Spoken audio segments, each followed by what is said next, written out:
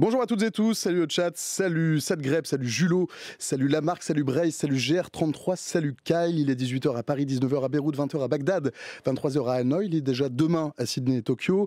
Il est 16h en temps universel. Il est surtout l'heure que vous voulez sur Twitch. Bienvenue à toutes et tous. Salut Adadi, salut Hélène, salut Sergio, salut Ray, salut L'Homme aussi. On va parler d'alcool ce soir. On va parler de champagne, de bière, de vin. On va parler de spiritueux qui ne rendent pas forcément spirituels, qui sont à consommer avec modération, qui font partie du quotidien de beaucoup de gens, des gens modestes, des gens aisés, des gens âgés, des gens jeunes, des femmes, des hommes, parfois des ados. On va parler d'alcool et on va aussi parler d'alcoolisme.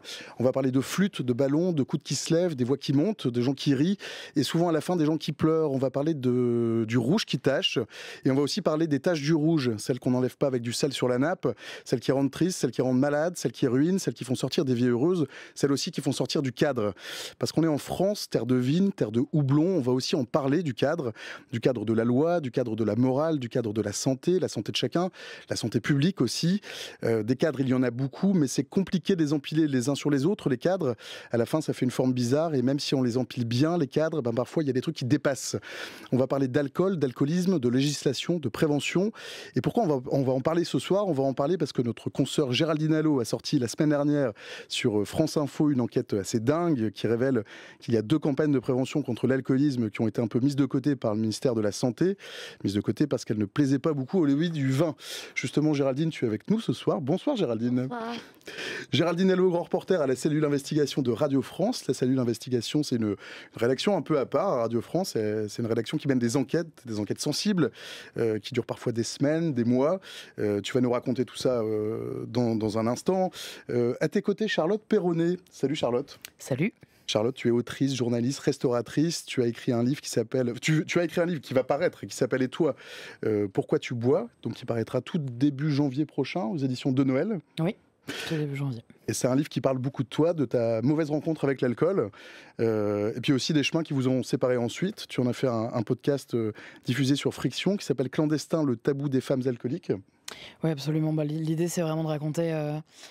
comment est-ce que quand on n'a pas la tête de l'emploi, finalement, on peut tomber dans l'alcoolisme comme beaucoup de Français, comme beaucoup de gens, quoi. Et on va en parler dans quelques minutes. À tes côtés, Thomas Pitrel. Salut Thomas. Salut. Tu es rédacteur en chef à Society. On est bon? C'est ça. Tu es journaliste donc, tu es co-auteur avec Victor Legrand d'un livre sur la place de l'alcool en France. Ça s'appelle Tournée Générale, paru chez Flammarion en 2019. Ça date à peine et c'est largement d'actualité. Merci. J'espère. Il me semble, sinon on ne ferait pas cette émission ce soir, Thomas. Géraldine, au printemps dernier, le ministère de la Santé retoque 2 campagnes de prévention sur les risques liés à la consommation d'alcool et des associations qui dénoncent le poids du lobby de la filière viticole. Tu peux nous raconter un peu ton enquête, peut-être? Alors ça fait un moment on travaille toujours avec des sources. On nous dit travailler quand même sur le rapport entre le gouvernement et le lobby du vin. Et puis cet été, j'ai reçu ces visuels. Alors je ne sais pas si on peut les voir en direct. Je crois qu'on les a, Cyril. Ouais. On m'a dit c'est une campagne de prévention qui a l'air on ne peut plus simple, on ne peut plus basique. Et ça a été retoqué. Et donc il y a 2 campagnes qui ont été annulées par le ministère de la Santé. À l'époque, c'était François Braun qui était ministre. C'était au printemps dernier. Il y en a une, c'est celle qu'on voit, c'est quand on boit des coups, notre santé prend des coups. Elle devait sortir en novembre, là, dans quelques semaines. Plus d'1 an de travail, donc des visuels, encore une fois, on ne peut plus banal. Plus d'1 an de travail, quand même plusieurs milliers d'euros engagés déjà, et puis c'est annulé. La deuxième campagne qui a été retoquée, elle concerne la Coupe du Monde de rugby. Elle devait être à la fois publiée sur l'affichage et puis à la télé en début septembre, et c'était une espèce de coach de supporters qui disait ne laissez pas l'alcool vous mettre KO.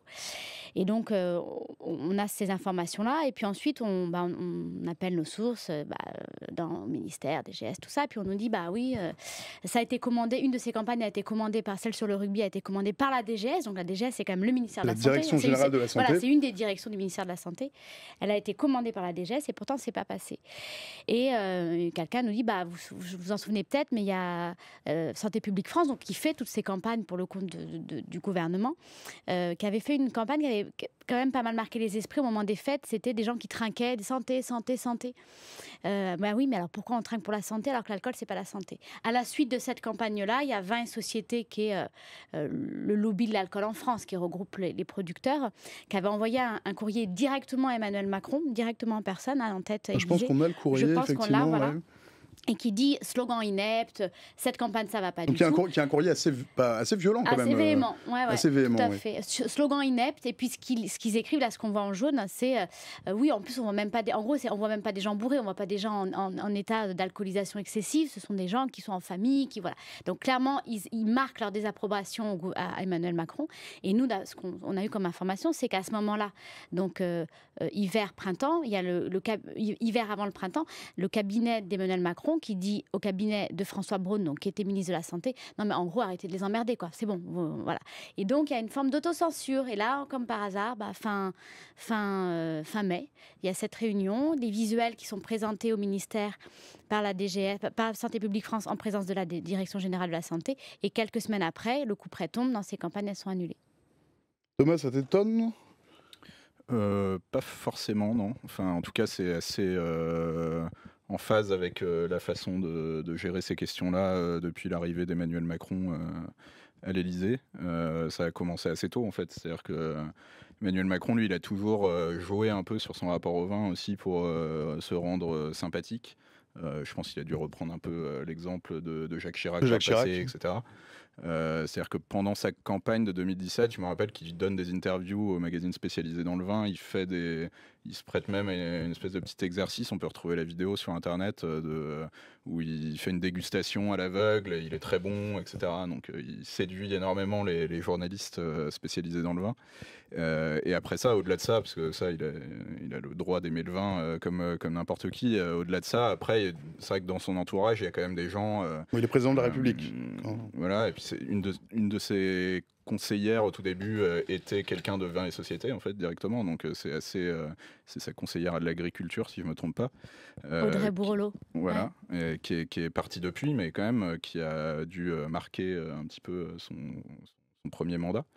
Il y a Audrey Bourrelot, mais il y a d'autres gens autour de lui qui sont assez influents dans le monde du vin. Il y a le patron des sénateurs En Marche, par exemple, qui est François Patria, qui est très engagé aussi pour la filière vin. Enfin, il y a beaucoup de choses comme ça autour d'Emmanuel Macron qui montrent que finalement il a été plutôt amené à défendre cette filière.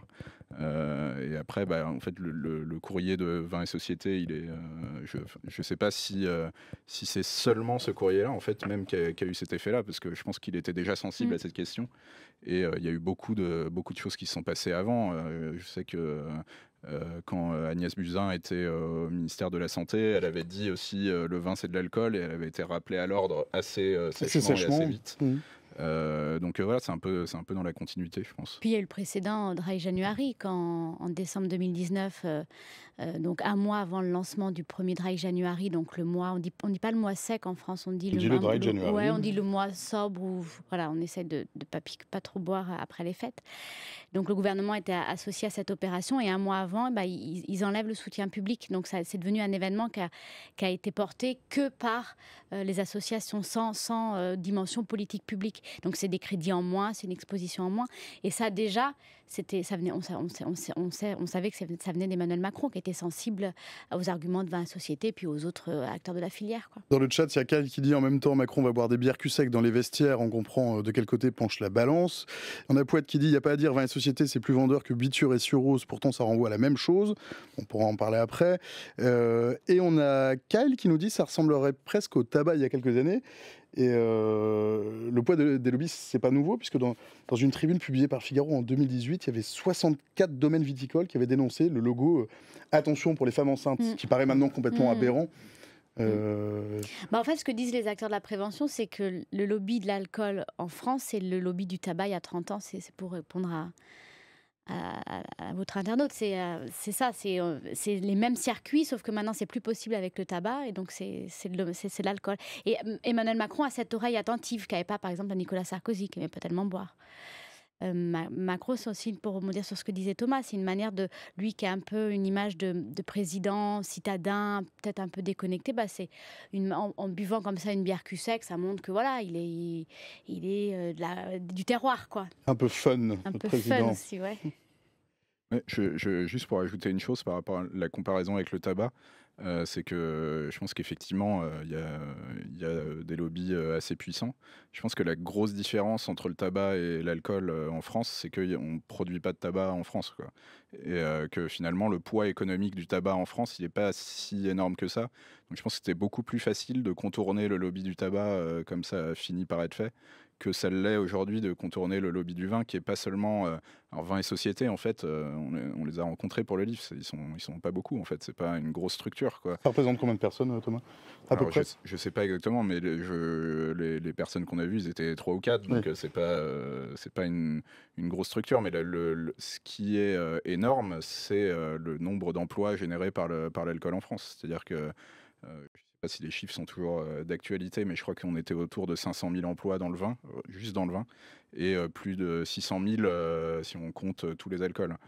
Donc en fait, c'est ça qui est énorme, et c'est ça qui est le lobby. En fait, il se fait aussi de manière un peu insidieuse, c'est-à-dire que les parlementaires, les députés, les sénateurs, en fait, ils sont quand ils sont amenés à voter une loi qui va à l'encontre des intérêts de la filière viticole, faut se rendre compte qu'il y a énormément de parlementaires qui viennent d'une terre viticole et qui du coup se retrouvent à retourner chez eux derrière et à se faire engueuler, en fait. Donc je pense que c'est ça qui fait la différence avec le tabac, c'est que je pense que c'est encore plus dur à contourner. Dans son courrier, le lobby du vin parle de tournant prohibitionniste, à rebours de la responsabilisation des Français. Il dit que ça va à l'encontre de la politique d'appel à la modération. C'est complètement rhétorique. Et oui, et puis d'ailleurs, ce qui est marrant, c'est de reprendre un peu leurs Ou ça éléments ne de l'est pas, mais langage il me semble. et de voir ce que disait Emmanuel Macron quand il est au Salon de l'Agriculture au février dernier, où il dit « Moi, je ne suis pas pour l'éradication, je suis pour la modération ». Ce qui est mot pour mot, en fait, ce que dit la filière, c'est ils sont pour la modération, c'est leur façon de promouvoir le... Voilà, si on boit avec modération, il n'y a pas de problème. Ça, c'est leur... Et le gouvernement est clairement sur cette ligne-là. On a GR33 qui nous dit après, un tiers du vin produit en France est exporté. Il y a aussi de vrais enjeux économiques. On va y revenir un petit peu après. L'alcool, pour l'instant, semble que ça ravage des vies, ou en tout cas des moments de vie. Charlotte, quand on t'a invité, tu nous as envoyé la note d'intention de ton livre, donc, qui va paraître. Donc, Et toi, pourquoi tu bois, qui va paraître donc aux éditions de Noé en janvier prochain.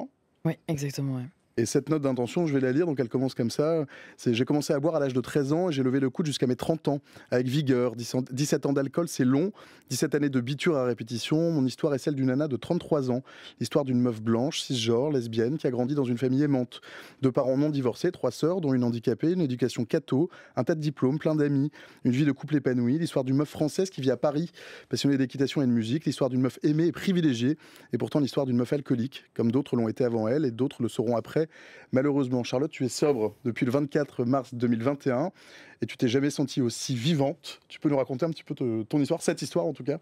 Heureusement, d'ailleurs, je suis sobre. Une partie de ton histoire? Oui, du coup, c'est ce que j'ai voulu raconter dans le bouquin. C'est vraiment le côté comment on en arrive là, en fait. Parce que moi, en gros, mon alcoolisme, je l'ai construit. Vraiment, pièce par pièce, comme un grand puzzle, quoi. Ni plus ni moins. Je suis pas tombée dedans comme on tomberait dans une piscine ou Obélix dans la marmite, quoi. C'est vraiment, quand on parle d'alcoolisme mondain, d'alcoolisme traditionnel, familial, agricole, etc., finalement, moi, je suis tout ça à la fois.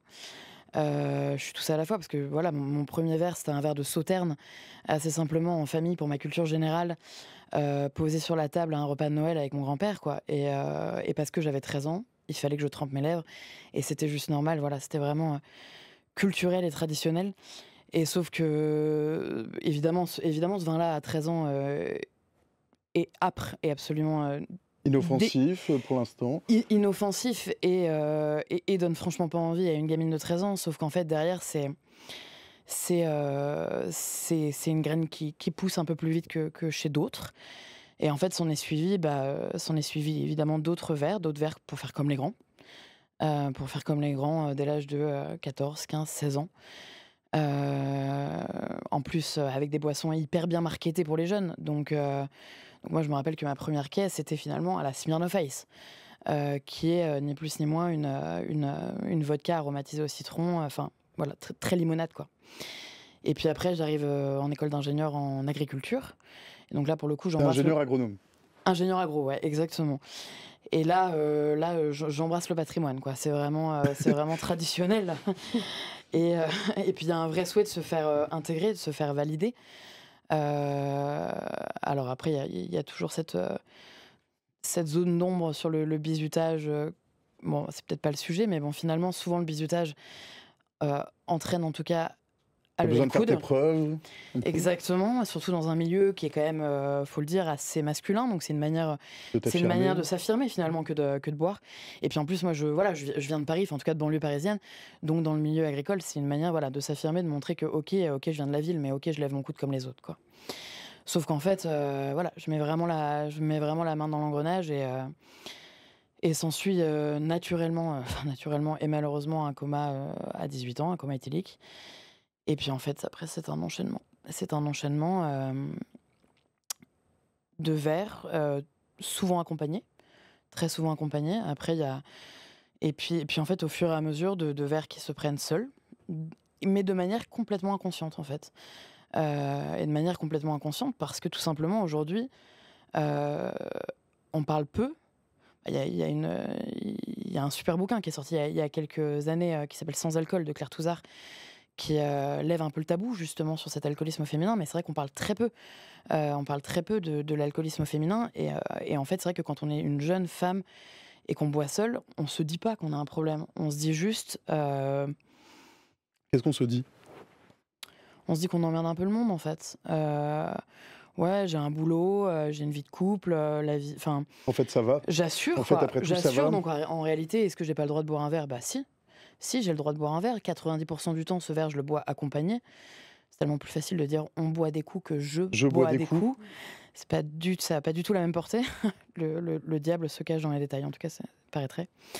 Et donc en fait, vu qu'on n'a pas d'exemple de personnes qui ont franchi ce fossé et qu'en plus on est plein de clichés, quand il est question de personnes alcooliques, on imagine assez rapidement la personne sans abri qui est potentiellement avec une 8-6 à la main ou je sais pas moi, déjà régulièrement on On a la imagine un homme. représentation de l'alcoolique, on est plutôt un homme. Déjà, souvent on est sur un homme, Oui. ce qui est triste, hein, parce qu'il n'y a pas d'alcoolisme plus reluisant qu'un autre, hein, mais c'est vrai que Mais globalement, il y en a des plus visibles. il y en a des plus visibles. En tout cas, le profil de l'alcoolique est clairement pas une petite nana de moins de 30 ans, quoi. Et donc en fait, moi clairement, enfin, je vais pas me cacher derrière un manque d'exemple, mais en tout cas, voilà, la main mise dans l'engrenage. Après, j'ai bu mondain, parce que c'est tellement plus facile de dire qu'on est alcoolique mondain que alcoolique tout court. J'ai bu mondain, donc j'ai bu du champagne, donc on n'est pas vraiment... Ça passe. on n'est pas vraiment alcoolique quand on boit du champagne. Après, quand on en boit 4 litres, c'est plus problématique, mais... Et puis j'ai évolué dans un milieu où l'alcool en tout cas était assez présent, qui est plutôt drôle parce que voilà, j'ai évolué dans le journalisme, et c'est vrai qu'on avait quand même l'art de ses pots, mais qui je pense en fait est le cas dans beaucoup Dans de beaucoup de métiers. métiers, dans beaucoup de corporations. Ouais. Mais en fait, dans tous les métiers en réalité, je crois. Mais oui, je pense qu'il y a vraiment ce côté, mais qui probablement est encore très français en fait, le côté de On va boire un coup on après le va boulot. boire un coup, on passe une dure journée, voilà, on l'a bien mérité. Et voilà, et en fait, du journalisme, j'ai décidé d'ouvrir un restaurant. Et alors là, pour le coup, j'ai littéralement Manger. plongé. J'ai réussi, dans un premier temps, quand même, à boire de manière... alors la modération est un terme qui a jamais vraiment imprimé chez moi, mais quand même de manière modérée, ne serait-ce que parce que voilà, il y a Tu avais tes clients, probablement. il y a un business à tenir, il y a Ouais. des clients, mais j'ai été cette restauratrice qui finalement a gagné de l'argent en vendant de l'alcool. Plus les gens buvaient, plus je gagnais plus je gagnais de l'argent. Le problème, c'est que plus je buvais aussi souvent avec eux. Et puis, j'ai fini avec littéralement quasiment la tireuse en intraveineuse, à 10-12 litres par jour, quoi. Alors, on va y revenir. L'alcool, ça s'invite de façon un peu clandestine. On voit pas toujours les premiers signes. Tu vas en reparler peut-être un peu après. Je vous propose de regarder une petite vidéo. Alors, ça aurait pu être vraiment une autre vidéo. Je l'ai trouvée sur le site d'Alcool Info Service. Ça dure après à peu près 2 minutes 30. C'est un peu long, un peu court. Cyril, tu nous diras ce que tu en penses. Il serait tout à fait moderne que chacun se dise où j'en suis un peu de mes consommations. Est-ce que je suis capable de ne pas en prendre? Est-ce que à chaque fois que j'en prends, 30, mais j'ai pas comme par hasard, je dépasse? On peut avoir un problème avec l'alcool sans avoir de dépendance. Vous pouvez aussi entendre des personnes vous dire moi je m'assomme tous les week-ends. Est-ce que vous trouvez ça normal? Non, ça n'est pas normal. La dépendance physique de l'alcool peut arriver. Au début, c'est des petits signes de nervosité. Des petits signes aussi qui pourront de petits débuts de tremblement, je veux dire des extrémités, des mains qui tremblent un petit peu. Et puis des mains franchement qui tremblent et qui, si j'ai pas des 2 ou 3 verres qui me permettent de ne plus trembler, ça sera quelqu'un dont on dira on valide la dépendance physique, dont le manque peut aller jusqu'à convulser. Les signes d'alerte, ils doivent être bien avant la question de la dépendance. Pourquoi? Parce que la quantité d'alcool qui est nécessaire pour générer une dépendance, elle est souvent assez élevée chez un individu. Et bien avant la quantité d'alcool qui est consommée, produit des dommages, avant même qu'il y ait une dépendance. Perte de maîtrise, par exemple, c'est le fait qu'on a prévu de boire une bouteille et puis ça ne suffit pas. Il faut aller en racheter, ou bien on va switcher sur un autre alcool. Et l'autre perte de maîtrise, c'est par exemple le fait de lier comme ça deux choses, une chose qui est à faire, qu'on redoute souvent, et puis ce coup de pouce qu'on croit initialement être un coup de pouce, qui est de boire un ou plusieurs verres. On ne peut pas imaginer de passer une journée sans boire, on ne peut pas imaginer d'aller à une occasion sans boire, je ne peux pas aller faire la fête sans avoir bu, je ne peux pas passer un coup de fil difficile sans le faire. À un moment donné, quand je consomme des produits, à partir d'un seuil, je ne sais plus ce que je fais. Et en général, ça aboutit à des troubles de la mémoire, de la mémorisation, des conduites à risque. Ce qui est important chez une personne, homme ou femme, qui se demande si elle a un problème avec l'alcool, c'est justement le fait de se poser la question, très souvent. C'est ce que je dis aux patients. C'est-à-dire que quand on se dit « Ah, peut-être que j'ai un problème avec l'alcool », c'est qu'il y en a un. Ça ressemble un petit peu à ce que tu as vécu ou pas vraiment? Ah, je pense que je coche toutes les cases. Les cases? Oui. Et quand la dernière intervenante dit le fait juste de se poser la question, Il y a déjà un problème. c'est qu'il y a déjà un problème. Moi, cette question, finalement, je me la suis posée très très tard. Enfin, beaucoup trop tard d'ailleurs. Je me la suis posée probablement 1 an avant de poser le verre, avant d'arrêter de boire. Mais enfin, il était déjà tellement tard, enfin beaucoup trop. Ouais, j'avais déjà les tremblements. J'avais déjà, j'étais totalement irascible si on m'empêchait de boire à telle ou telle occasion. Enfin, d'ailleurs, personne n'aurait osé m'empêcher de boire en fait pour telle ou telle occasion. La perspective de... En fait, c'est simple, si j'étais dans une situation où l'alcool pouvait s'offrir à moi... Il était évident que... Évidemment, peu importe l'heure, peu importe l'occasion, si l'alcool était au menu, évidemment que je le prenais, quoi.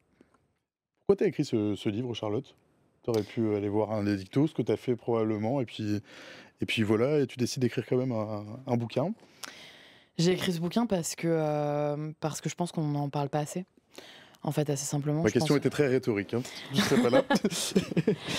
Parce que je pense que... alors, j'espère ne pas paraître prétentieuse, surtout pas, mais j'espère que si quelqu'un lit ce bouquin et se dit « Ah, je picole un peu comme Charlotte », ça pourra ouvrir un peu des... En fait, je ne demande vraiment pas à ce que les gens arrêtent de boire. C'est vrai, on se ferait probablement un peu chier si tout le monde arrêtait de boire. Mais avec modération. Donc. Juste boire en pleine conscience. Et en fait, moi, si ce livre, je l'avais eu dans les mains il y a quelques années, peut-être que ça m'aurait ouvert les yeux sur des modes de consommation, sur des stratagèmes que j'avais mis en place, sur des choses. Donc, enfin voilà, c'est vraiment ce truc de se dire bon si ça peut servir à d'autres, de se dire que tout le monde peut avoir le profil de l'alcoolique. En fait, tout le monde. Dans ta note d'intention, il y a un truc qui m'a marqué, c'est tu dis, c'était pas une autre Charlotte en fait. Cette Charlotte, c'est toujours la même. Alors c'était la Charlotte d'un moment, certes, mais il y a pas, tu dis, il y a pas de Dr Jekyll et Mr Hyde. Ah non, ouais, vraiment pas de. Très longtemps, je me suis. Et en ce, c'est assez courageux en réalité. très longtemps, je me suis cachée derrière ce truc de ah non, mais ça, c'est la. C'était la Charlotte d'avant. Ouais, c'était la Charlotte d'avant. Puis moi, les gens m'appellent Charlie, donc je disais que Charlie était ivre, et puis Charlotte, non, Charlotte, elle assure en toutes circonstances. Mais en fait, non, évidemment que non. Mais ça, c'est quelque chose que j'ai appris à déconstruire pendant 2 ans avec mon addictologue toutes les semaines, en fait. C'est que moi, j'étais vraiment persuadée de me cacher derrière cette espèce de monstre qui prenait. Parce qu'en fait, l'alcoolisme, pour moi, c'est comme un monstre dans mon cerveau qui m'ordonnait de boire, quoi. Et qui était plus puissant que tout. Parce que, c'est pas du tout une question de volonté. C'était pas demain j'arrête, quoi. Pas du tout. Et donc, il n'y a pas de Dr. Jekyll et Mr. Hyde quand j'avais des agissements complètement border. Non, c'était juste moi, une moi sous alcool, mais juste moi.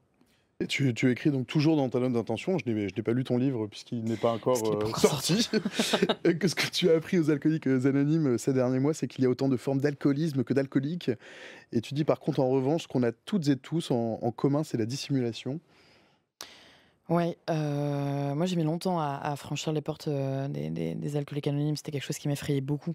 On a beaucoup de clichés aussi probablement Ouais, relayés par des films dans la culture populaire avec des gens peut-être assis en rond qui se présentent un par un. Alors c'est peut-être le cas en réalité. il y a beaucoup de vrai, et pour autant, c'est un endroit où on y trouve tellement de soutien et tellement de bienveillance. Que moi d'ailleurs, j'invite même les gens qui ont juste des questionnements en fait sur leur consommation à juste y franchir les portes pour voir un peu ce qu'il en est. Ça peut permettre aussi de faire le point.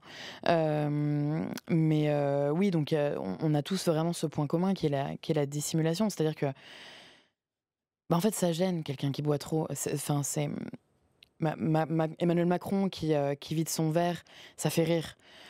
Quand il est dans les vestiaires du top 14, ça fait rire. Globalement, ça fait rire un peu tout le monde. On se dit un peu, c'est. Est-ce que si ça avait été Elisabeth Borne, ça aurait fait rire autant? Voilà, c'est un peu masculiniste, mais donc c'est vrai que par exemple, si ça avait été Elisabeth Borne, probablement que ça aurait été gênant en fait. L'homme alcoolique fait rire, a un côté potentiellement un peu bon vivant, peut faire rire. La femme alcoolique beaucoup moins, mais tout le monde très mal à l'aise en fait. Ou alors peut-être dans un premier temps on va faire rire un peu tout le monde parce qu'elle a une grande gueule, parce qu'elle danse, pour plein de raisons, parce que l'alcool est quand même le produit de la désinhibition, mais non, ça dérange. Et donc en fait ce qu'on fait, c'est qu'on se cache. C'est qu'en fait on a ce besoin de boire dans tous les cas qui est dicté par notre cerveau, et sauf que il n'est pas question de boire devant les gens pour se faire avoir, donc on se cache tout le temps en fait, et on se cache de 1000 manières, mais de 1000 manières. Le profil des femmes alcooliques est un petit peu différent de celui des hommes. Alors, moi, je parle C'est une question. Je parle de. Ça m'embête toujours un peu de parler de l'alcoolisme des autres, parce que finalement, je pense qu'il y a autant de formes d'alcoolisme que d'alcooliques, probablement. Après, je pense qu'on a quand même vraiment un point commun. Les femmes alcooliques, c'est probablement vraiment la clandestinité, quoi. C'est l'objet du podcast que tu as fait. Diffusé sur Friction. Ouais, l'objet du podcast qui était sur Friction, qui s'appelle du coup Les Clandestines, le tabou des femmes alcooliques. Et puis pour le coup, Claire Touzard en parle d'ailleurs beaucoup dans son livre. Mais c'est vrai qu'il y a ce côté vraiment très clandestin évidemment que les verres qu'on boit en avance avant de retrouver les gens en soirée, ceux-là on les boit de manière totalement clandestine, quoi. Enfin, il est hors de question que personne les voit, que qui que ce soit les voit. Et il y a ce truc de se cacher, toujours prendre de l'avance, mais de manière discrète. Si on se rend compte qu'on est trop alcoolisé, essayer de ne pas en faire trop, mais en fait parce que aussi l'alcool est comme je disais tout à l'heure, le produit de la désinhibition, et qui dit femme alcoolisée dit souvent femme un peu libérée, et potentiellement libérée sexuellement, et en fait ça dérange tout ça. Enfin, c'est des cadre du patriarcat qui enferme un petit peu les femmes dans la clandestinité, c'est ce que tu veux dire? On attend de la femme qu'elle présente bien, globalement. Alors même si j'ai bon espoir que ça change un peu, mais on attend quand même globalement de la femme qu'elle fasse pas trop de vagues, ou alors qu'elle en fasse, mais avec modération. Tiens. Il y a Kyle qui dit j'ai aussi le sentiment qu'un homme qui boit, ça fait viril, donc c'est accepté. Oui, c'est exactement ça. Hein. Ouais, c'est vraiment ce côté... il faut rentrer dans le moule, et en fait une femme qui boit trop rentre jamais dans un moule. L'alcool est partout. On va revenir sur ton témoignage après, Charlotte. Toi, Thomas, dans ton livre, donc tu pars du constat que l'alcool est partout et qu'on ne s'en rend même pas compte, hein, c'est un peu l'idée. Tu as recueilli le témoignage de 10 personnalités, il y a Joe Star, Thierry Ardisson, et tu réponds à des questions comme où se retrouve-t-on depuis que les bistrots ferment les uns après les autres? Doit-on boire pour gagner une campagne électorale? Pourquoi la France se met à produire du whisky et de la vodka? Quelles sont ces révolutions qui agitent les milieux de la bière et du vin? Je fais un peu de pub pour ton bouquin. Que nous apprennent les vendanges sur la société française et le réchauffement climatique. Alors déjà, moi j'aimerais bien savoir pourquoi en France on se met à produire du whisky et de la vodka avant de rentrer dans le dur du sujet. Très brièvement. Pourquoi on se met à produire du whisky et de la vodka? Parce que, alors en France, on a une tradition viticole, évidemment, mais on a aussi une tradition d'alcool fort, c'est-à-dire qu'on produit du cognac, de l'armagnac, etc., qui est aujourd'hui beaucoup plus destiné à l'export, d'ailleurs, qu'à la consommation locale. Il se trouve que les Français sont également les plus gros consommateurs au monde de whisky écossais, donc, ce qui est assez surprenant. Mais donc je pense que la raison pour laquelle certains producteurs d'alcool ont commencé à faire du whisky notamment, c'est parce que y avait un marché. Et que par ailleurs il y a parce que ça rapporte de la tunasse du GR33. Ouais, voilà, merci GR33. C'est assez bien résumé. Non, c'est un peu ça, ouais. Enfin, il y avait un marché, et après le marché du whisky français il est très petit, hein. Encore aujourd'hui je crois qu'il y a une centaine de whisky français aujourd'hui, ce qui est déjà énorme par rapport à il y a quelques années, mais c'est des toutes petites productions et c'est pas du tout au niveau des géants du whisky. Ça reste quand même souvent des micro-distilleries, des choses comme ça. Mais c'est vrai que ça se développe de plus en plus, et en fait, la raison pour laquelle après on fait de la vodka, du gin, etc., c'est parce qu'en fait, faire du whisky c'est cher, parce qu'il faut le faire vieillir, et que du coup ça prend du temps, et que souvent, en attendant d'avoir du whisky prêt, quand on a une petite distillerie, on sort sa vodka, son gin ou des choses comme ça. Mais ça reste des choses. Je dirais pas qu'on est dans l'industrie de l'alcool en fait dans ces whiskies-là, parce que c'est des petits producteurs, c'est des choses assez confidentielles encore, quoi. En France, l'alcool est partout, donc, et pourquoi on ne s'interroge pas sur ce sujet? C'est quoi les raisons qui font qu'on a un problème avec le sujet de l'alcool en France? C'est pas le cas partout dans le monde. Alors je te pose la question à toi, les autres vous pouvez répondre aussi. On en parle en fait, parce qu'on est là. Donc alors, on en parle là. Et en fait, on en parle. Mais on en parle pour dire qu'on ne veut pas en parler, un petit peu, d'une certaine manière. Un peu, ouais. Mais en fait, ce qui est assez. Alors, par exemple, quand on a sorti le livre, il y a un truc qui m'a un peu étonné, parce qu'en fait, le livre, c'est ni un livre pour dire l'alcool c'est pas bien, ni un livre pour dire l'alcool c'est bien, en gros. Et en fait, du marché. Voilà. Et en fait, il n'y a pas de rayon dans les librairies pour ça. C'est-à-dire que pour nous, c'était un livre de société en fait. C'était quasiment un livre d'actu c'était une façon d'essayer de raconter la société française à travers ce prisme qui est l'alcool, et qui nous semblait pertinent parce que justement l'alcool est partout et que tout le monde a un rapport à l'alcool en France. En fait, quand on l'a sorti, les libraires, il y en a qui le mettaient dans le rayon santé, alors qu'on parle assez peu de ça finalement dans le livre. Les autres ne savaient pas trop où le mettre, donc ils le rangeaient un peu n'importe où, quoi. Religion. Quasiment, quoi. Et en fait, c'est assez représentatif, c'est-à-dire que j'ai l'impression qu'en France, quand on parle d'alcool, soit on en parle un peu comme on en parle aujourd'hui, c'est-à-dire qu'on parle des lobbies, on parle de l'alcoolisme et de choses comme ça, soit on est sur le côté terroir et célébration un peu de la culture française, du terroir, du vin, des bons vivants, etc. Et on n'arrive pas à avoir l'entre-deux, en fait. Et je pense que c'est ça un peu le problème. C'est-à-dire que moi, par exemple, je pense que souvent, ce qui est dit par le lobby du vin ou les producteurs d'alcool, c'est les gens veulent nous interdire de boire, c'est des gens qui sont chiants, quoi, en gros. En fait, c'est pas le cas, parce que par exemple, nous on est deux à faire le livre.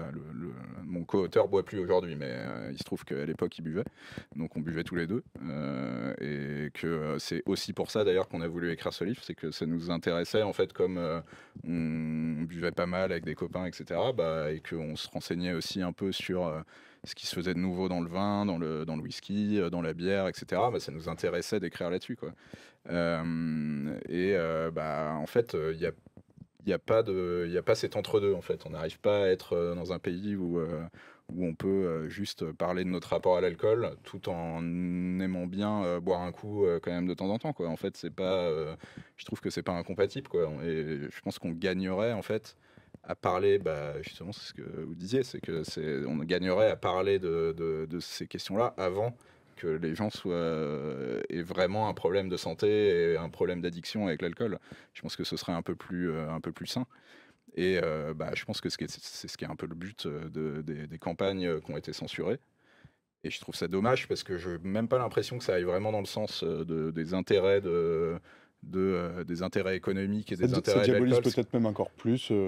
Voilà, parce que ça leur donne une mauvaise image, alors qu'en fait, ils pourraient aussi juste accepter que les gens aient besoin de parler de leur rapport à l'alcool.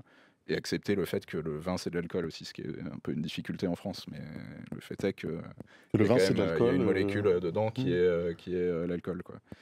Donc voilà, mais j'ai pas vraiment d'explication à ça, parce qu'il y a plein d'autres pays qui ont un rapport à l'alcool et qui ont les mêmes productions que nous. Et j'ai pas l'impression qu'il y ait forcément ce même souci. Enfin, je sais pas, par parce exemple, qu'il y a eu plus de prévention. En Italie, ils sont aussi un pays producteur. Ou en Espagne. En Espagne.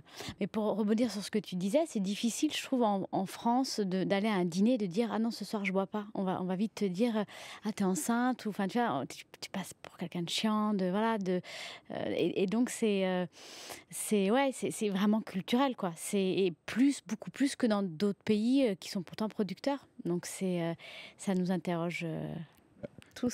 Alors, vous ne voyez pas Gaëlle, mais Gaëlle va intervenir en fin d'émission, mais elle veut intervenir tout de suite. Gaëlle, viens.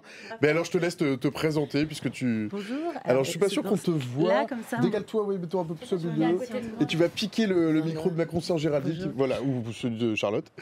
Gaëlle, donc moi j'ai lancé un mouvement spontané qui s'appelle Coude à Coude, qui est un mouvement qui pour promouvoir l'abstinence dans les milieux bistronomiques et festifs. Et donc c'est un mouvement inclusif qui n'est absolument pas donneur de leçons, mais qui est là pour parle bien dehors proposer des alternatives sans alcool et questionner aussi le pourquoi quand on boit pas on casse l'ambiance, pourquoi, et c'est là que tu disais moi ça m'est arrivé d'aller, une fois tu vas à un dîner, on te dit tu bois pas, t'es enceinte. Oui. Forcément en France c'est ce qui n'est pas une question très délicate non plus par ailleurs. Non, c'est là que je levais la main, parce que en fait je crois qu'à ce moment-là je pense qu'on casse le pacte social, et que c'est ça le problème en France, c'est que ne pas boire, refuser de l'alcool en société, parce que chez soi on fait ce qu'on veut et tout le monde s'en fiche, mais en société on casse le pacte social. Je ne veux pas faire partie du groupe. Je ne fais pas partie du groupe et l'ambiance ne sera pas bonne. On ne pourra pas se détendre, on ne pourra pas s'alanguir, je ne sais pas si ce mot existe, on ne pourra pas... la promesse n'arrivera pas. Et je crois que c'est ça la menace que représentent les gens qui ne boiront pas d'alcool dans une soirée, dans un moment. Charlotte. Je trouve qu'au bout ça fait à peu près 2 ans et demi que j'ai arrêté de boire, et il y a toujours ce truc de quand je rencontre des gens pour la première fois, j'ai un peu le sentiment de décevoir, de fait. Ça va pas être drôle avec Charlotte ce soir. C'est ça ? Ouais, non mais en tout cas, je pense que mes amis ont largement passé ce cap, et eux d'ailleurs continuent à boire. Alors probablement de manière plus conscientisée qu'avant. Mais je trouve que rencontrer quelqu'un pour la première fois et de dire je ne bois pas, c'est forcément, de fait, instantanément il se passe un truc, c'est je déçois. Et moi ça fait 2 ans du coup qu'à chaque fois qu'on me propose puis heureusement j'ai pas arrêté de sortir. Il y a Cal qui dit à fort à propos, sachant qu'il y a quand même plein de gens qui deviennent ultra chiants quand ils boivent. Enfin, il faut remettre aussi les choses non, mais par ailleurs. La déception, je crois que c'est vraiment quelque chose de très très intéressant à creuser maintenant et plus tard. Mais il y a vraiment quelque chose à cet endroit-là qui se passe. C'est exactement là que ça bascule. Peut-être parce qu'on met les autres face aussi au fait qu'eux ne peuvent pas s'en passer. Alors vraiment, je ne me permets pas de juger parce que je bois socialement. Enfin voilà, mais c'est vrai qu'on renvoie l'autre à sa propre consommation. C'est peut-être aussi pour ça. Peut-être aussi parce que on est tous très sous pression, très stressés, et que on n'a pas mis en place d'autres systèmes de sociabilité, l'apéro. Qui a autre chose à faire un vendredi à 19h que l'apéro? Qu'est-ce qu'on peut faire d'autres choses, c'est vrai? Non, on peut pas. Heureusement, il y a plein d'autres choses à faire. Heureusement, il y a plein d'autres choses à faire. Non, mais ce côté, moi, je me suis rendu compte immédiatement quand j'ai annoncé aux gens, à partir d'aujourd'hui, je vais essayer d'arrêter de boire parce que je suis alcoolique. Ça a été globalement, évidemment, bien accueilli par tout le monde. Globalement, tout le monde avait été très surpris parce qu'encore une fois, je dissimulais tout le temps et vraiment avec tout le monde. Mais les gens ceux qui l'ont mal pris, heureusement, ils sont peu nombreux, mais ceux qui ont, on va dire, été très choqués étaient finalement ceux qui consomment le plus. Il y a ce truc de quand quelqu'un face à nous est sobre ou abstinent, ça renvoie instantanément à sa propre consommation et surtout ça fait poser immédiatement des questions. En fait, on se dit mince, ça se trouve en fait moi aussi je bois trop, moi aussi à telle occasion. Enfin, il y a ce truc en fait, ça fait effet miroir immédiatement. Alors c'est peut-être plus une question pour toi, Gaël, enfin une remarque peut-être. Il y avait elle qui dit alors il y en a Gaël qui dit l'apéro avec un Perrier citron c'est bien aussi. On avait VL, ou c'est Vilou, désolé, VL qui est plutôt Vilou, qui dit sauf que le Perrier citron te coûte aussi cher qu'une pinte de bière. Et GR33 qui dit dans les bars-restos, on a un problème avec les alternatives aux sans-alcool. C'est beaucoup trop cher pour ce que c'est. Alors ça vient pas de là effectivement, mais c'est vrai qu'on ne facilite quand même pas le chemin en tout cas de celles et ceux qui aimeraient boire autre chose que de l'alcool dans les bars notamment. Oui, alors gros sujet, donc l'offre de sans-alcool. Par contre, ça va être délicat de tout de suite l'attaquer par le prix, parce que si on commence par là, on ira. Bon, par exemple, moi, Tu vas me dire qu'un verre d'eau, c'est pas très cher. Un verre d'eau, c'est pas très cher, mais c'est pas très rigolo. Je crois que ce qui est intéressant, c'est de proposer des boissons pour adultes. Sans alcool. Donc pour adultes, ça veut dire sans trop de sucre, ça veut dire pour des palais éduqués, exigeants, pour des palais qui ont envie d'accompagner un bon plat, comme ils le faisaient avec du vin. Donc c'est des boissons travaillées, artisanales, de passionnés. Donc ça a un coût. Donc voilà, la question du sans-alcool qui ne doit pas être cher, c'est un peu la même chose que les boissons. Enfin, c'est pas une grenadine pour enfants qui effectivement devrait être presque offerte. Quelque chose avec un goût plus marqué. Voilà, ça demande. Ce que tu appelles des boissons pour adultes. Des boissons pour adultes, absolument. Charlotte ? Je trouve qu'on s'améliore un petit peu sur l'offre quand même proposée en sans-alcool. Enfin, moi j'ai été restauratrice, donc. J'ai été cette restauratrice qui pour le coup avait une offre de soft vraiment nulle. Vraiment nulle, parce qu'en fait ça me paraissait complètement à quoi bon proposer des softs vraiment intéressants. Évidemment aujourd'hui j'y reviens et je me dis purée, c'est détestable en fait pour les gens qui ne boivent pas, pour un tas de raisons, qu'ils soient sobres, juste qu'ils souhaitent pas boire, femme enceinte. Enfin, il y a un tas de raisons qui font qu'on n'a pas le droit de boire, qui font qu'on n'a pas envie de boire, ou le droit dans mon cas. Mais je trouve quand même qu'on s'améliore un petit peu. Il y a quand même quelques. Alors il y a toujours les ersatz d'alcool qui existent. Du faux gin, une copie de gin, par exemple. Il y a les bières sans alcool, il y a le gin sans alcool. Celles qui rappellent le goût de l'alcool. Alors, qui peuvent être un peu dangereux pour les personnes malades alcooliques, parce que ça peut quand même rappeler des souvenirs. Et donc, il ne faut pas... voilà. Il y en a pour qui c'est OK et très bien. Après, c'est vrai que pour une personne malade alcoolique, il faut quand même... faire attention. Faut être vraiment prudent avec ce genre d'ersatz. Mais je trouve quand même qu'on s'améliore un petit peu. Et c'est vrai que j'avais eu l'occasion de faire une soirée avec Gaël qui avait organisé une soirée sans alcool, et il y avait une offre de boissons. Enfin, moi, Qu'est-ce qu'on a bu chez Gaël? Ben, on a bu. Alors, il y avait du vin blanc sans alcool, mais je pense que Gaël s'en rappelle beaucoup mieux que moi. Mais mais il y avait du vin blanc sans alcool. Il y avait un tas de boissons qui étaient géniales. Et j'y ai emmené plein de copains qui, eux, d'ailleurs, ne sont pas abstinents et qui ont passé une super soirée, et qui n'ont pas du tout eu le sentiment de ne boire que des boissons sucrées, qui n'ont pas du tout eu le sentiment de boire que des Perrier ou des. Enfin, il y avait du goût, il y avait de la complexité dans les boissons. Il y a moyen en fait de rendre des soirées et des dégustations sympathiques avec des boissons qui sont sans alcool. Il y a plus de 900 bières artisanales. Donc artisanales, c'est vraiment les bières qu'on trouve dans les bars à bière avec un super travail. Ça ressemble, c'est le pendant. Dans le vin, c'est le vin naturel. Dans les bières, c'est les bières artisanales. 900 bières artisanales à travers le monde. Donc il y a une offre délicieuse. Et aujourd'hui, j'en achète, moi, dans une cave là, dans le 11e. Je peux avoir chez moi entre 6 et 8 bières artisanales sans alcool différentes. Je me les fais piquer par les copains. Donc, et pourquoi? Parce qu'elles sont délicieuses, parce qu'on est sur des IPA, on est sur des trucs sublimes, et tout le monde est bluffé. Les gens disent c'est hyper bon, pourquoi on boit celle où il y a de l'alcool? Ça, c'est une autre question.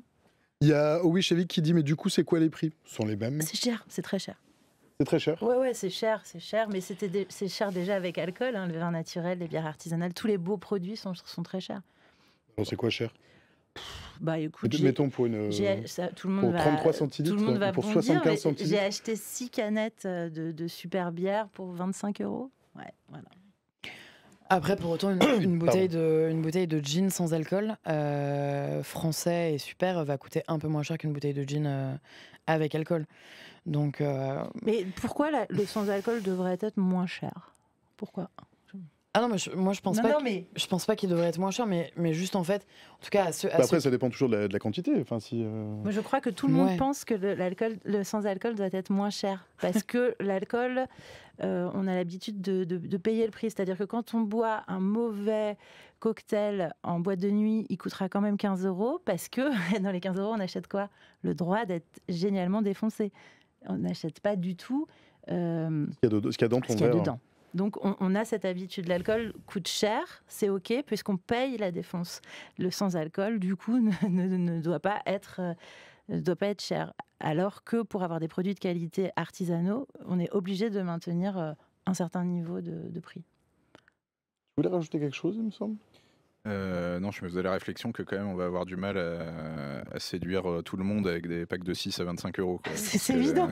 Donc les gens qui boivent de la villageoise, ils vont pas acheter des packs de 6 à 25 €, je pense. Mais donc du coup la question effectivement continue à se poser, quoi, des alternatives et des publics. Et effectivement, enfin moi j'ai mes potes qui soit qui boivent plus ou qui une fois décident de pas boire quand on va boire un verre. C'est vrai que quand ils prennent un coca, je me dis quand même le prix est fou, quoi. Enfin, par contre, j'ai une super alternative pour les fêtes à la maison. Quand on habite à Paris et qu'on peut aller à Château-Rouge ou à Belleville, on achète un sac du fameux Bissap que tout le monde commence à connaître. On peut en trouver ailleurs qu'à Paris. On en trouve ailleurs qu'à Paris. On a multiples auditeurs qui n'habitent pas à Paris ou la région parisienne. Absolument. 2,50 €. On fait des grandes jarres de 5 litres pour les fêtes. Samedi soir, j'en ai fait une. Et on rajoute une botte de menthe entière dedans. Ça infuse. Un peu de sucre, c'est pas obligatoire. Et on se régale. Et on régale tout le monde. À force d'infusion, le Bissap libère des tanins. On a une couleur. La couleur est dans un verre, c'est un petit gamay, quoi. Donc c'est super. On peut rajouter du thym ou un peu de kombucha pour avoir un côté fermentaire.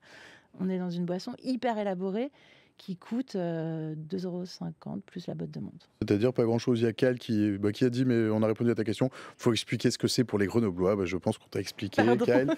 Alors moi, il y a un truc qui m'a surpris, et il faut que je vous explique mon raisonnement. Alors ici, on est à la maison de la radio, moi j'habite Paris, tout le monde n'habite pas Paris. Dans le chat, vous êtes très nombreux à ne pas habiter Paris, et c'est tant mieux. Il ne faut pas que des Parisiens quand même. Il y a des quartiers à Paris où on ne peut plus acheter d'alcool de 17h à 7h du matin. Alors avant, c'était autour des gares, et on entend le côté, salubrité publique, tranquillité publique, enfin l'ordre public, quoi. C'est des quartiers qui sont de plus en plus vastes. Je ne sais pas si vous êtes parisienne et que vous l'avez remarqué. C'est-à-dire qu'on ne peut pas acheter d'alcool dans les supermarchés, Donc de 17h à 7h du matin, c'est une amplitude qui est très très large.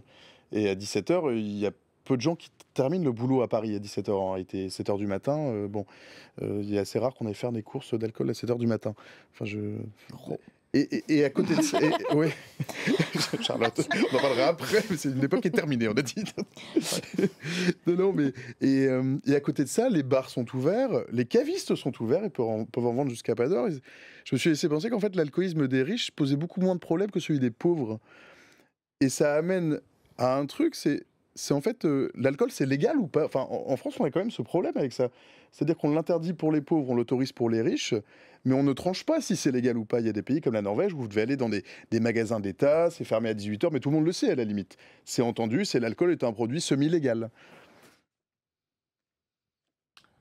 Ça ne bouscule que moi. Moi, j'ai pas constaté ces zones vraiment fermées. Alors, j'habite pas dans le La bon gare de quartier. l'Est, autour de la gare de l'Est, jusqu'au bout de la rue, Oui. la rue de Paradis, tu peux pas acheter d'alcool après 17h. Tu peux en acheter dans les supermarchés, tu peux en acheter chez les cavistes par contre. Canal Saint-Martin, ces endroits où... Mais pas que en réalité. Pas que. Et ça n'est pas qu'à Paris, c'est aussi dans plusieurs villes de France où il y a cet élan un petit peu prohibitionnisme par quartier, et ça relève d'un choix de politique publique, c'est pas grave. Mais ça instille l'idée que l'alcool est légal parfois et il n'est pas légal. Mais non, ça vous a pas. Moi, je m'interroge surtout sur l'utilité de ce genre d'interdiction. Moi, ça m'avait un peu heurté. horaire. Je dis, c'est un peu. Parce que, pour le coup, j'habite dans une zone justement où il y a cette interdiction-là. Et en fait, dans les faits, ce qui se produit, en tout cas, ce que j'ai pu constater, alors c'est peut-être une fois et tant mieux, mais en fait, ce qui se produit, c'est que les gens font des stocks à 16h. Il y a une espèce de truc qu'ils anticipent énormément la consommation justement à venir, et donc il y a une espèce de ruée dans les supermarchés avant l'heure pour faire les stocks pour la soirée, quoi.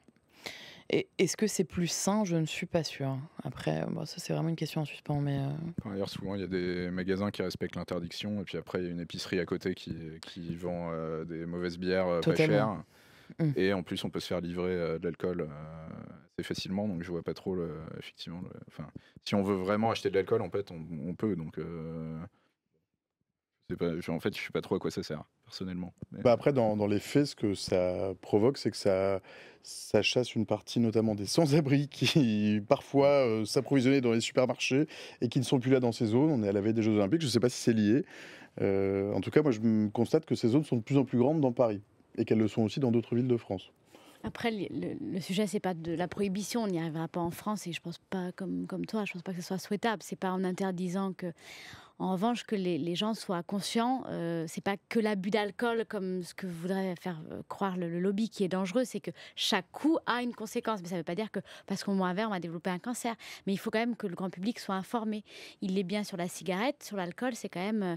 Il y a encore un Français sur 4 qui pense que en buvant un tout petit peu de vin, ça peut prévenir certains cancers. D'après l'Institut, c'était le baromètre de l'Institut national du cancer qui disait ça au printemps dernier. Parce que c'est encore dit par pas mal de gens, y compris Vin et Société dans bien certaines sûr, et même certains médecins. Moi, j'ai une communications, gynéco qui m'a dit un jour pendant une grossesse, si un verre, c'est pas gênant. Finalement, l'alcoolisation fétale, on ne sait pas, il n'y a pas d'effet de seuil. Donc, je pense qu'au niveau de l'information, c'est plus ça, c'est la question de l'information du public, c'est dire les choses. Après, on choisit en conscience. Effectivement, une société où tout est prohibé, c'est une société, moi je pense, triste à mourir. Mais en revanche, une société où tout le monde est informé des risques, quoi.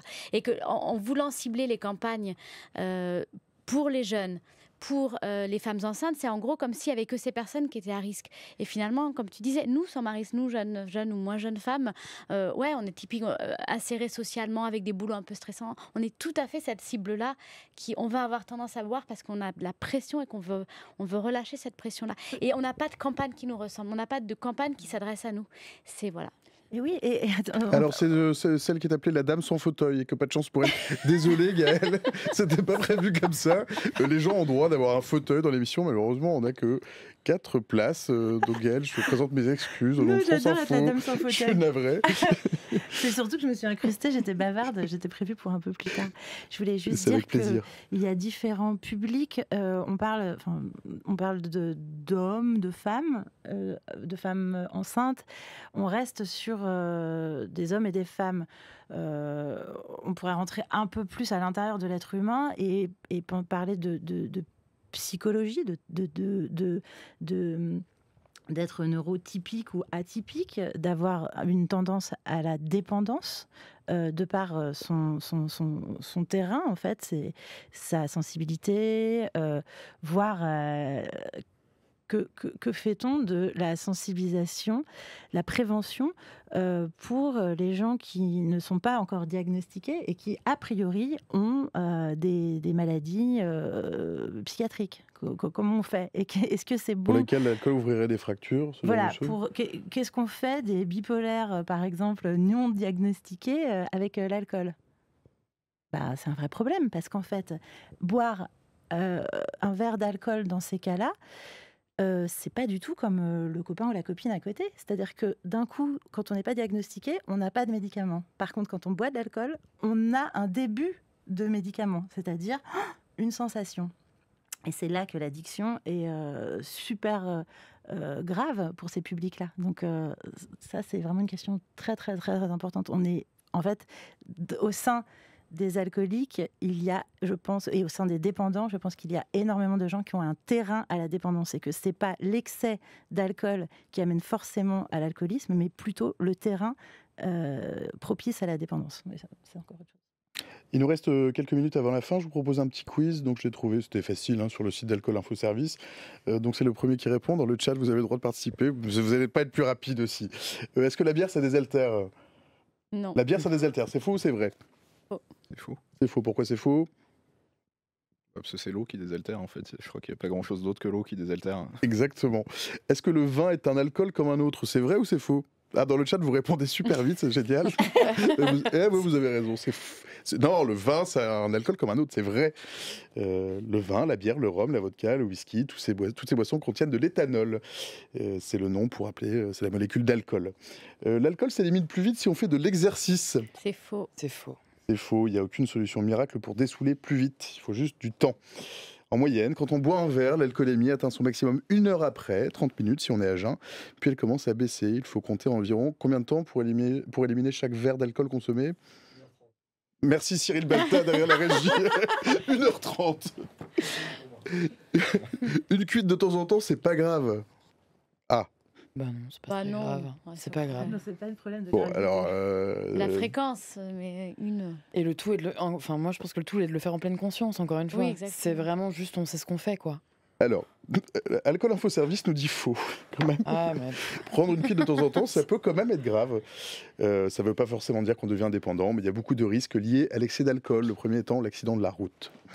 Leurs effets désinhibants, ça peut conduire au coma éthylique, qui nécessite une hospitalisation en urgence et qui peut, faute de soins, être mortel. Après, ça m'aurait surpris de la part d'Alcool Info Service qui disent qu'une cuite, c'est pas grave. Mais De temps en temps, ça va. peut-être un peu. Faites attention. Alors attendez, dans le chat, vous êtes assez d'accord. Sparta nous dit quoi? Il y a une perf d'hydratation pendant 3 heures, ça enlève la cuite. Ouais, bon, on peut aussi boire de l'eau et attendre un petit peu, je crois. L'alcool fait grossir.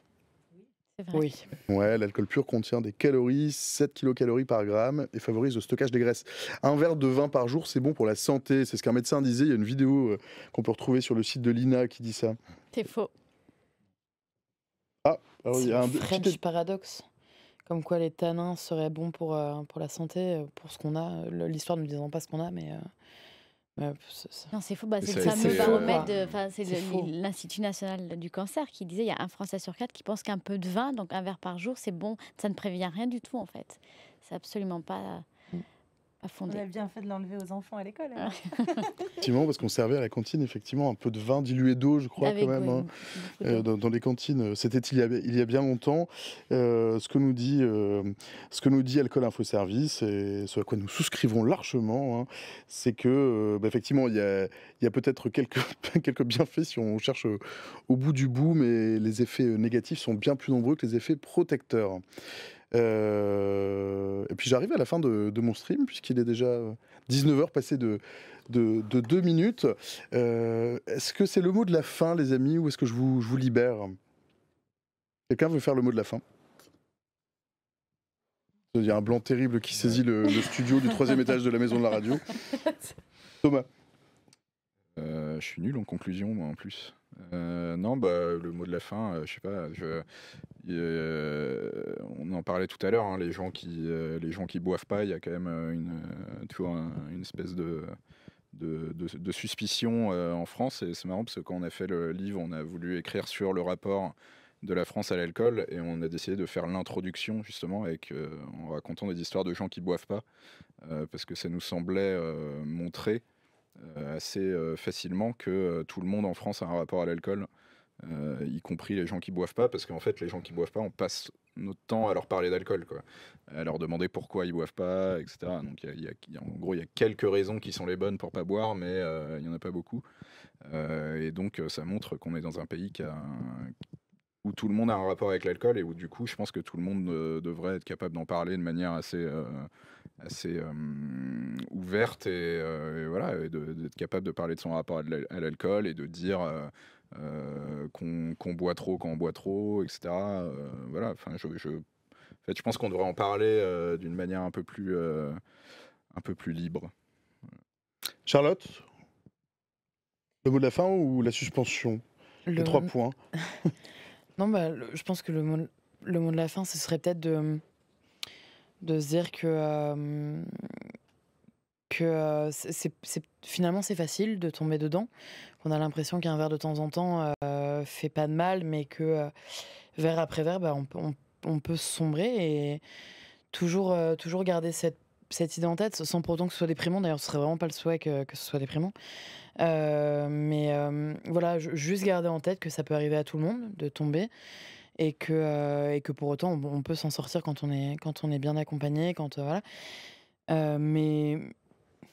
Mais garder ça en tête, que ça peut arriver à des personnes jeunes, à des personnes qui n'ont pas le profil et garder ça en tête, mais boire c'est ok, juste le faire en pleine conscience et savoir pourquoi on boit.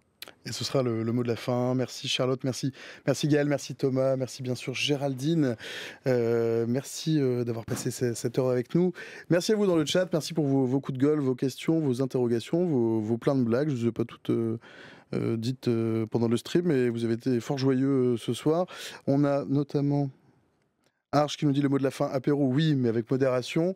Merci aussi à Cyril qui est derrière la console et qui réalise le stream. Merci à Stéphanie pour les visuels et pour les couleurs du stream. Merci bien sûr à Mathis, le programmateur de l'émission, qui devait nous expliquer c'était quoi le programme de demain, mais il s'est tiré je sais pas où, Mathis. Demain, on va parler de sport. Ce sera de midi à 14h à l'occasion d'un événement que la Maison de la Radio héberge qui s'appelle Demain le sport avec plein de speakers super chouettes. On va recevoir quelques-uns pour parler Jeux Olympiques notamment, inclusivité, environnement, climat. On va parler de plein de choses directement ou indirectement liées au sport. Donc merci Mathis qui n'est pas là. Pour ceux qui veulent revoir le stream, il est dispo dans 1 minute sur Twitch et sur la page replay de l'émission sur le site de France Info. Le site de France Info, c'est france-tv-info.fr. Pour ceux qui veulent le réécouter avec les oreilles, donc, vous retrouverez tout ça dans un instant en podcast sur la plateforme de Radio France. Donc rendez-vous donc demain à midi pour 2 heures de stream et de sport. Pas vraiment de bonheur, mais bien sûr de bonne humeur. Je vous souhaite une excellente soirée et à demain.